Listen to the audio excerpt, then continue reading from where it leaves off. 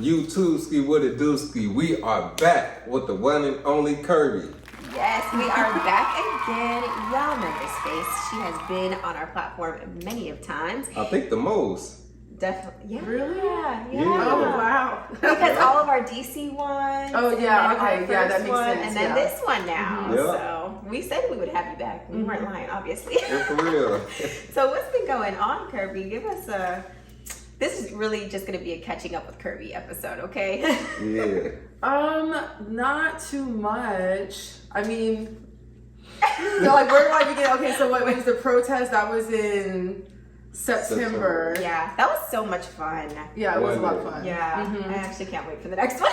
Yeah. For real. And since then, let's see, I just turned 37 in February. Oh my God. Okay. Yeah, in Happy February. Belated, right? Thank you. And I'm just, you know how you go through like the winter months, you're just kind of in hibernation. Yeah. So I've just been like hibernating a bit. That is so crazy Yeah. that you say. I was just saying that in the car. I'm like, oh my God, it's spring almost. Like, Yeah, when I like- see the flowers starting to bloom, I feel like I'm about to start it to bloom. Yeah, it's that time of It year. is. Yeah. And I kind of just been thawing out, and I want to say, like, I was sick almost the whole month of February, which was That wasn't no fun. intense. Yeah. Then I kept having like heart repair. So if anybody follows me on Instagram, you keep seeing like me at the Yes. junkyard in my story. Yeah. But you got a new car. Yeah, so I ended up getting a new car because like my car just kept having too many issues. It was that time. It was time for a new one. Yeah. And then like that's the biggest thing is like I've been hibernating, been healing after Yeah. being sick for so long, and new car. This winter has been so brutal. I think everybody's been sick. We were sick in January, and then we were sick again I was sick again in February. Okay. We had the flu, then I had COVID and colitis. Like Oh man. yeah, Yeah, literally it's rough. this winter has been brutal, but I'm so excited for it to end. It's not even funny. They poisoning the food, I'm telling you. Like, it's something. happening. Yes. Yeah. Yes. It's in the air. I don't know, but yeah, this is the most I've seen people sick. Honestly, since like COVID. And it was everybody at the same time, like Yes. everywhere. Yes. Like Yeah. middle of January Yes. to like February. Yeah. Yeah. Just about almost every person I talked to said they got sick. Yeah. With I the know, same thing. Yeah. Okay, well, that's exciting times. New car, getting things together. What has life been like with healing and things? Do you find that there's anything like remnants still of the religion in your life?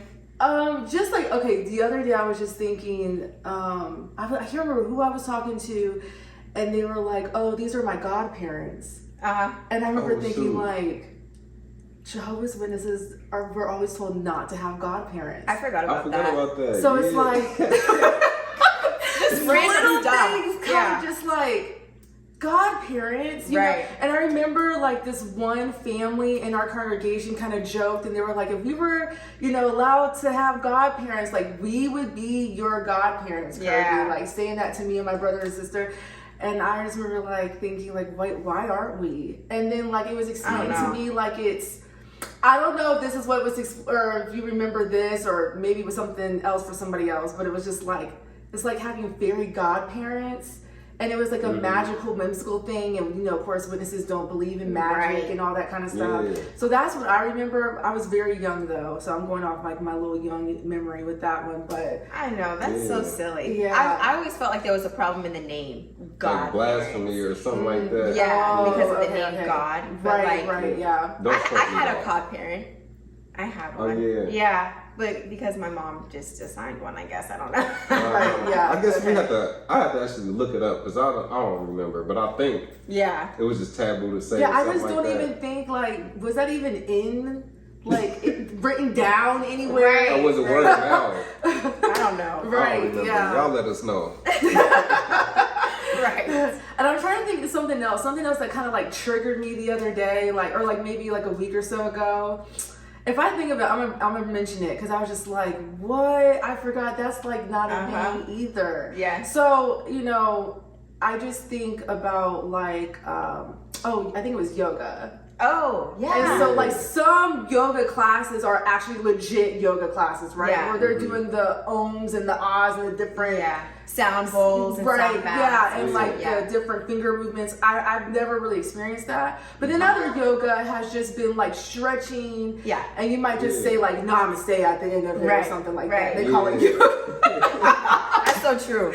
Right? So that's the kind of class I'm taking where we just do a bunch of stretching and then, you know, like that after. But I'm just thinking like, man, I could have been a lot more physically fit, you know, if I wasn't so scared to do it before because of like, you know, the religion saying that was bad.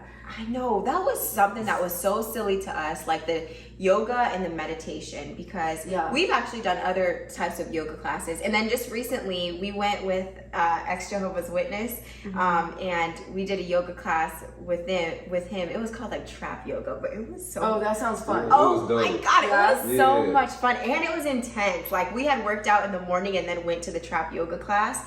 And so we were already sore, but then the yoga moves he was having us do was like... It was crazy. Yeah, it was like yoga. I was like, oh my gosh. It was so much fun. Yeah, but the XJW that had invited us to that class, even he said, he was like, I can't believe like this was something that was viewed as demonic or unspiritual or like that. Yeah. Because it's so involved with your interpersonal, you know? Right, and I think what we know, the whole reason behind it is they don't want you looking within. Because then you realize you don't need this other stuff. Like you don't need to go to the hall no more, depend on a governing body, because it's like, I just found peace by not talking and just being inside of this. Right. That was cool. Because that one also had involved like affirmations and stuff. Like we were like screaming out affirmations during the class. It was a lot of fun. But yeah, yoga is so underrated, and I feel bad for Jehovah's Witnesses who can't do it. So that has been like a trigger or a thought, you know, that takes me down like, you know. And then even just like with being healthy, like I'm naturally prone to that. Yeah. And how I remember, as a matter of fact, not too long after I had my daughter, I like requested an elders meeting and I forgot about this. And I want to say this is maybe just shy of a year of me actually like waking up and realizing it's a lie, where I was like learning a bunch about like veganism and things like that. And, you know, having more like being a little bit more humanitarian about it, because you know they're just slaughtering animals right. And I was just thinking like this needs to be mentioned you know, in the Watchtower magazines, like we actually shouldn't be really, you know, wanting to partake in things like this, you know what I mean? And kind of just doing like a boycotting it this way. I'm not saying people don't eat meat, I'm just saying like maybe not the concentration camps for animals, you know? And overconsumption, because America is very prone to overconsumption. It's all the little different things, and I brought that to their attention. They were like, the main focus is bringing as many people into the religion as possible. Literally, that's what they said. And we need to be focused on that, because then Jehovah will rectify everything else in the new system. And I was just kind of like, no, that's not suffice. that's not suffice. Like we need to be like doing things now, because we're living in this world now. And that's kind of like the first time like, no, there's still things now that are going on that we can, you know, have an influence on, and we could be recognized. You know, when I was still considering myself as a Jehovah's Witness, the witnesses could be recognized as we are the ones that are taking a stance against this thing in this within way. The community, right? You know, and I'm just thinking like, I didn't like that. So, in a nutshell, we can't make no money off what you're talking about. Like, recruit people, so we can get some money. It's like that meme of that dog, and the whole room is on fire, and it's like everything is fine. Like, that's witnesses. Like we don't focus on nothing going on that we could fix. It's like no, it's gonna be okay when Jehovah comes, but we just roll with it. Okay, so look, I have a question, because we did a video on this, and it's kind of like out of left field, but like, what did you think about the Serena Williams thing at the Super Bowl? Girl. First of all, because one of the first podcast interviews that we did, I was talking about Serena Williams along with Chrissy Sarah and Desmond Scott. That really actually irked my soul, because she I knew she was gonna have thoughts on it. She like is. actively still talking about how she's a Jehovah's Witness. Like it ended up being public that she got baptized as a Jehovah's Witness. Yeah. So you're showing up at the Super Bowl, whereas like witnesses aiming to go to the Super Bowl would not be as something like commendable. Yeah. There's just so many different things. And You I know also what? don't even know the controversy between her and Drake. I didn't understand that. I guess they used to date or something. I don't know. Yeah. That's as far as I knew. I was just annoyed like that she's still carrying on the way she is, and it's not a true representation of how Jehovah's Witnesses are supposed to be. I'm glad that she's living her life. Me too. But it's giving other witnesses, it's giving people who think highly of witnesses like a good, like thinking that, oh, well, Jehovah's Witnesses aren't bad, they're good. Yeah. Look at Serena Williams. It's like, no, this is a lie. Right. She's not a true representation of Jehovah's Witnesses. So we had literally talked about this because we came from the stance of like, there should be more of this and more people should be aiming towards doing whatever it is. Like more Jehovah's Witnesses should be aiming to do whatever they want in life, because obviously different rules apply to different people. And it's literally no different than the normal world where, okay, if you're rich and powerful, those same rules are not going to apply to you. And it's literally the same thing. But to your point, even Jehovah's Witnesses were kind of saying the same thing. Like they were like, she's not a real Jehovah's Witness anyway. And this is very much the talk. Yeah, this is the talk that happens with famous Jehovah's Witnesses and Jehovah's Witnesses that like go to a Kingdom Hall. I mean, not that they don't go to the Kingdom Hall, but you know, like normal everyday Jehovah's Witness.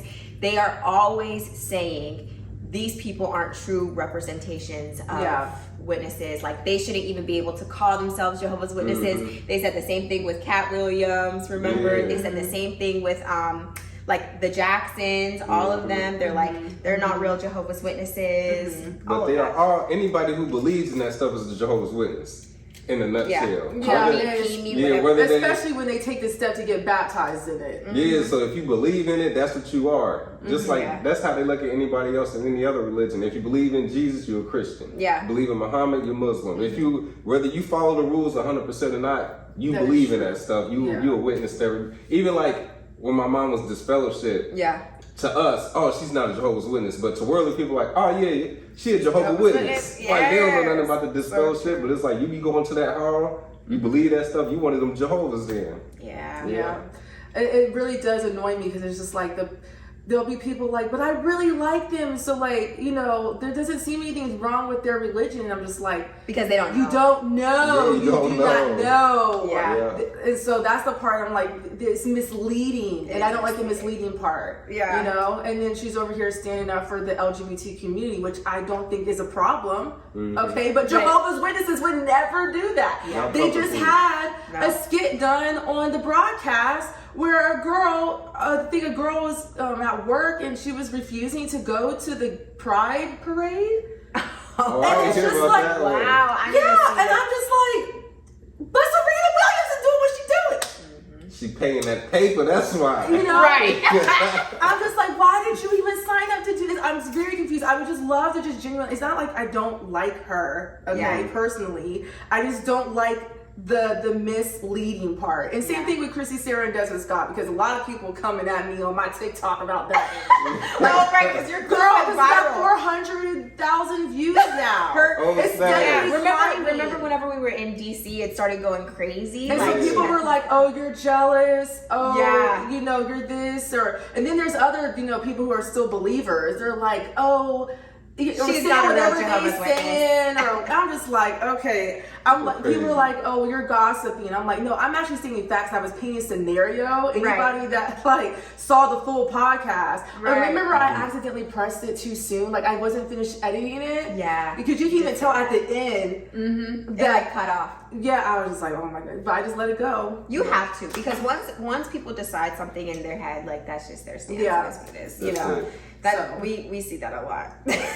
Yeah, they don't know where you were coming from with it. Right, you know, right. like Yeah, that is fair. And I had to realize that. So and also the audience that ended up attracting that post specifically wasn't an ex-JW audience, and it wasn't a JW audience. Exactly. Either. It was just it was onlookers. Everybody. So I was just like, oh. Onlookers who have no idea, no education about Jehovah's Witnesses. So what can you expect from them, you know? Yeah. All right, so let's get into a different topic. Are you dating? How has the dating experience been for you? What is going on? She weak. It's like that every time we ask her. Yeah, so I have been dating, and it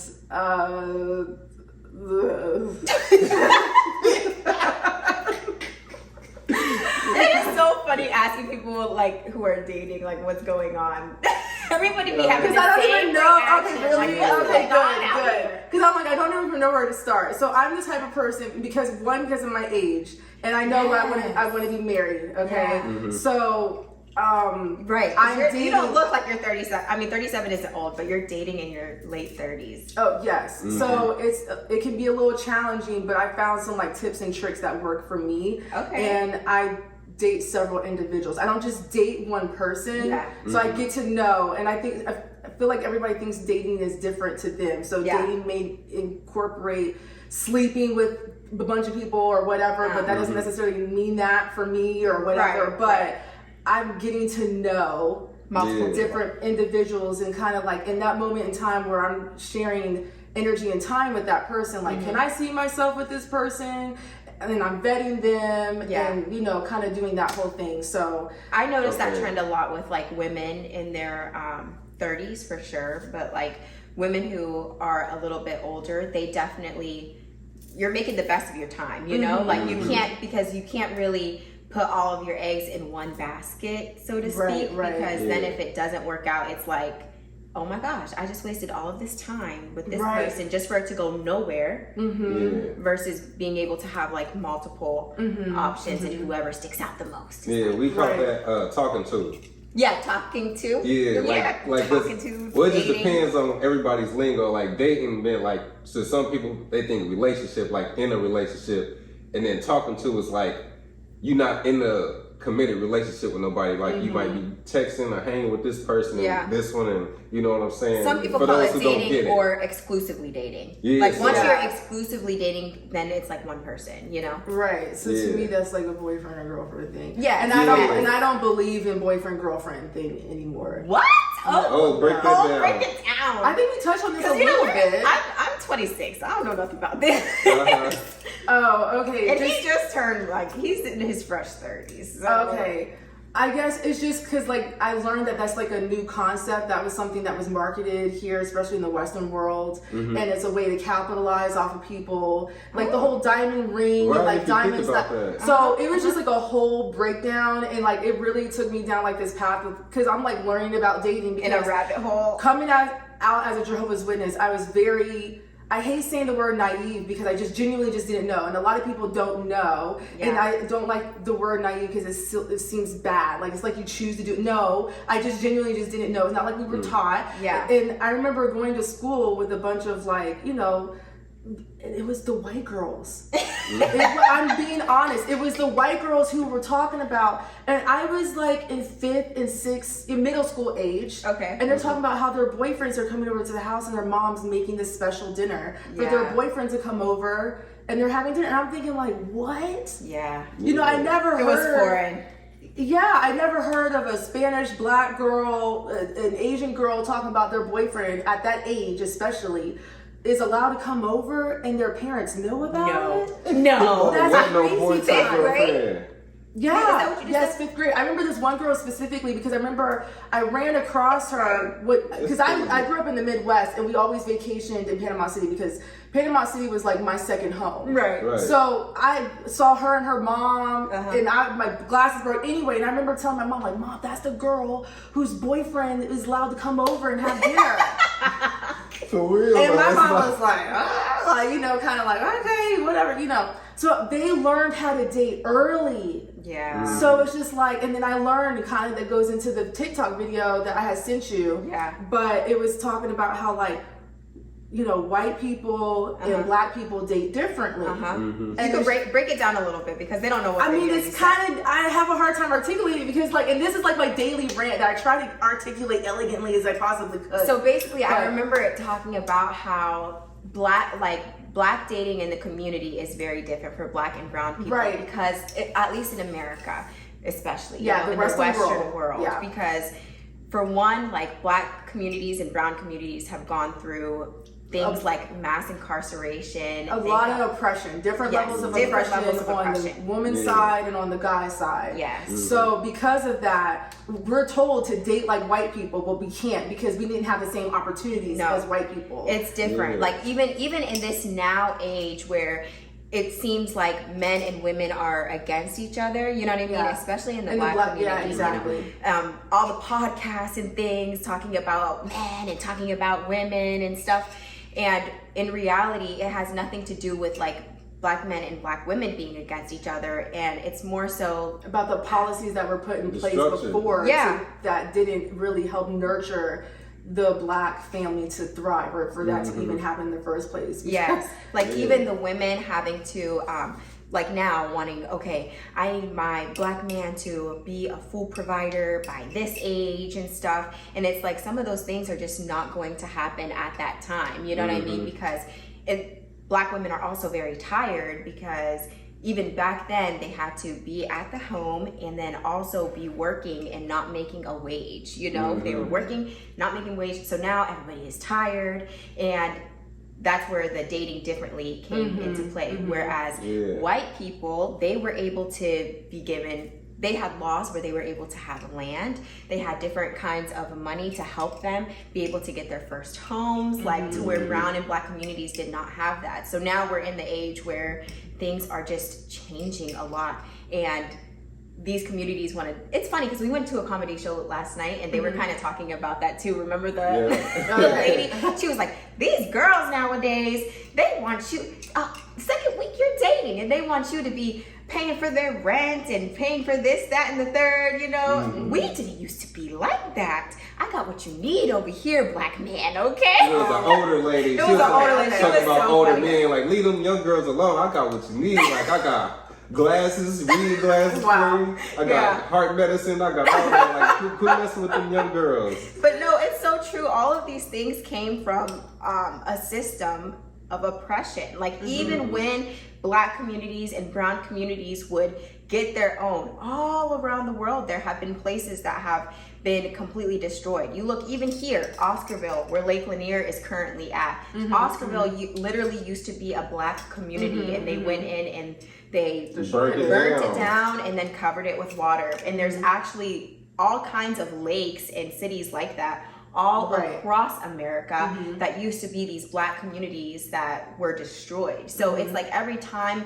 you did try to get your own, these people, it was taken all over again, And so now it's definitely a different age to where I think it's an age of knowledge to where people are kind of waking up and saying, okay, I'm going to get this, but I don't need your help to get it this time, because every time we have gone to get our own, you come in and try to take it away. Right. Yeah, it's like a 50-year plan, and everybody is just now catching on to something that was planned in the 60s. It was a literal plan for this to happen. Yes. And to break apart the black family. And that's why mass incarceration happened. Remember the video that we had just, did you send it to me or did I send it to you on TikTok? Where it was about crack and cocaine. And in the 80s. You explain it. Explain it, baby. So it was basically crack was a poor man's drug, cocaine was a rich man's drug. But you would have to get caught with 500 times more cocaine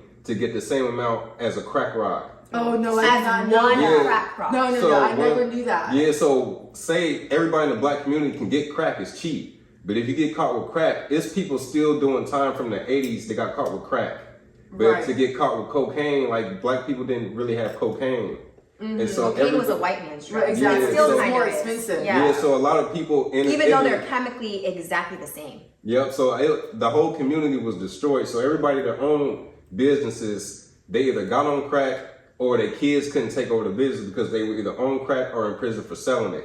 So the whole community was wiped out. Then, so you either own drugs or selling drugs. So then all the kids after that didn't have parents because their parents was either in jail or on drugs. Yep. So then you don't have no guidance. And then you just living life lost, and then you create kids. And then like our generation is like the grandkids of either crack addicts or the kids of crack addicts. And it's the generational trauma that comes along with it. Yeah, so now everything is destroyed. So you have women that may have parents that wasn't around, so they have to fend for themselves. And they going against men who had to fend for themselves, and they don't know how to work together. And now we got podcasts. That's like the fourth, but this was planned so long ago, and people, and you'll have conversations with people that want to have these debates, and it's like you don't even see the bigger picture. Like we shouldn't be arguing, and it's like no, what plan? And it's like this was planned a long time ago. Because unfortunately, a lot of Black people are not fully educated to that extent. So there's that too, and that's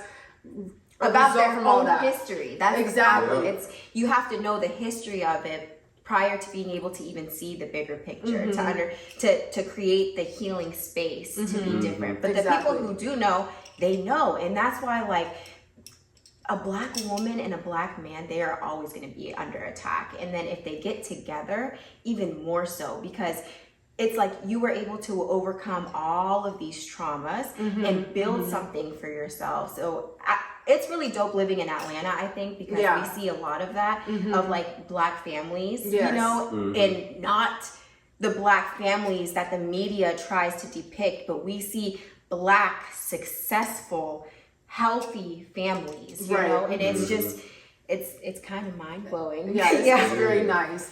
You know, but you also have to be dealing with a mature person. And so to go back to with me dating and what it's like dating, I'm just like, okay, you know, unfortunately, this person wasn't mature, or they presented themselves to be that way. They were a transformer, okay? And they presented themselves. So that's why the vetting process has to be like really good. And I'm learning that like, okay, I need to take it another level, and that, because I didn't think of that. Like, okay, you finessed me on that one. So, you know, and then I, you know, growing up as a witness, like Black, white, Cuban, Asian, it didn't matter the nationality. So I dated several different types of guys. And so like, you know, I catch grief on that.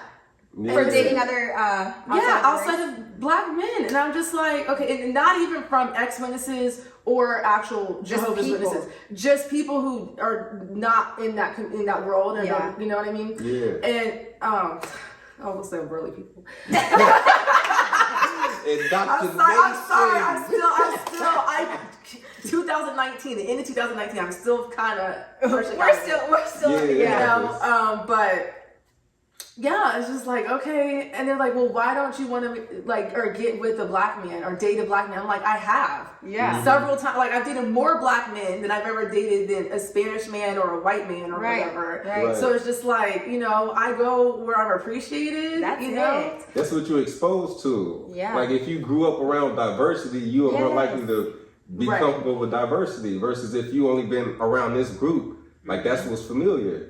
So everybody's different. And I do think, you know, to that point, like people have grown up differently, you know, and there is a lot of baggage that comes with dating within your race, but there's also like the other side that's like, okay, well, this person is going to understand my struggle a little bit better, you know, and where those things are kind of not there. So there's pros and cons to both sides, I think. I guess it also deals with like what's going to personally bother you.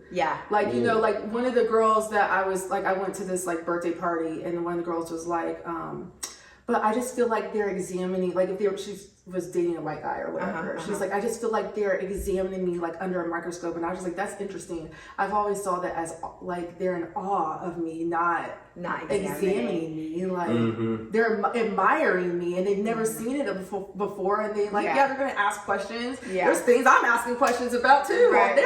So I think that's a good way to look at it. I think I would take it probably the way that she takes it too. Oh, interesting. Because I see the microaggressions. I can't unsee it. I can't. Oh, okay. So that's different though. I can't unsee those things, especially where I like in working as a nurse. Like you just see it, you know, because it's like we do things differently. Like even though white women will literally get things done, to procedures, I mean, okay? Like they get procedures done, they get the Botox, they get the fillers, they have the hair extensions.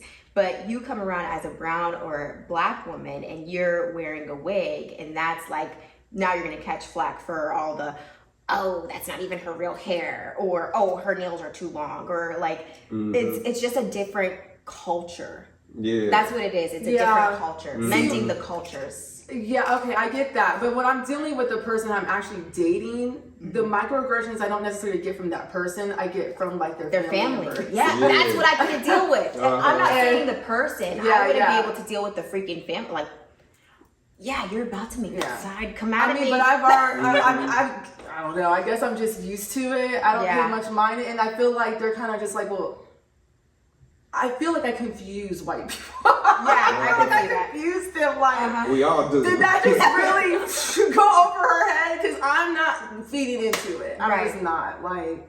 Yeah, that makes sense. We were just having this conversation like yesterday because I grew up like in the white suburbs. So whenever you grow up in it, I think you're just so adaptable in that kind of environment. Like where you just kind of know how to deal like in a room full of white people versus he grew up like around all black people, you know, in Dayton, Ohio for the most part. So like at school and things, like I was one of like 9 black people in my grade. And what all through elementary, middle school, high school. Okay. So it was a little bit more mixed by the time I got to middle school. No, for me, K through 12, I was like one of 9, if that, you know, and it wasn't just, it was people like me, like mixed or black or, you know, whatever. And so growing up in that, I didn't see the microaggressions because it was just my normal life, you know, versus whenever I moved to Atlanta, it was a big change, and it was a big culture shock for me, to where even being downtown and like seeing a nurse who can have different colored hair or like their tattoos exposed, or like being somewhere where the majority of the people around me are black, it was a different culture shock for me. And I will say it was easier to come into because it was just like, oh, okay, like my people, like this is the first time that I feel Oh no, I felt racism up in the Midwest and in the South here. You felt it. Oh, well, you're in the South, but you're in the.